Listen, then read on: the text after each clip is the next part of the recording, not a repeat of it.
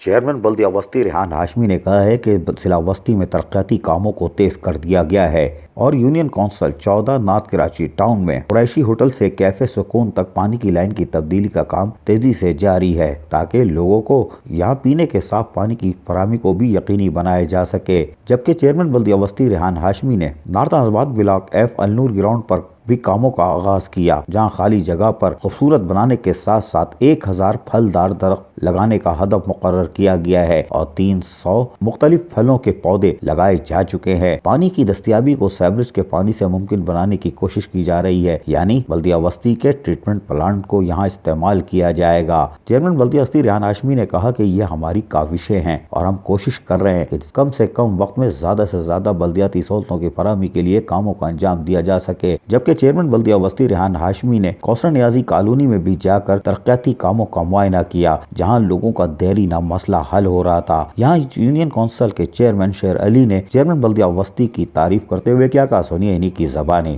ہم تو شکریہ ادا کرتے ہیں کہ ہم پاکستان کا خصوصی ہم نے ایک لقب دیا ہوا ہے ریحان بھائی کو، شیر کراچی،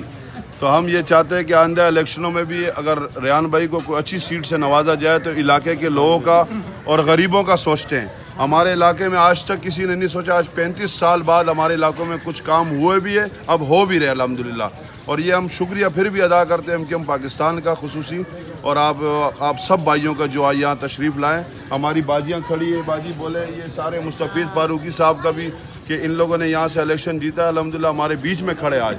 اور اللہ تعالیٰ ان لوگوں کو عزت دے اور مقام عطا فرمائے، کیونکہ ہمارے کو کسی پارٹی نے آج تک کبھی اگنور ہی کیا، ہم مسلم لیگ نون سے ہیں۔ چیئرمین بلدیہ وسطی ریحان ہاشمی نے آج یقیناً کاموں کی رفتار کو تیز کر دیا ہے اور لوگوں کو بلدیاتی سہولتوں کی فراہمی کو کم سے کم وقت میں فراہم کرنے کے لیے کوششیں بھی جاری ہیں۔ عزیز عارف، KBS بلدیاتی نیوز، کراچی۔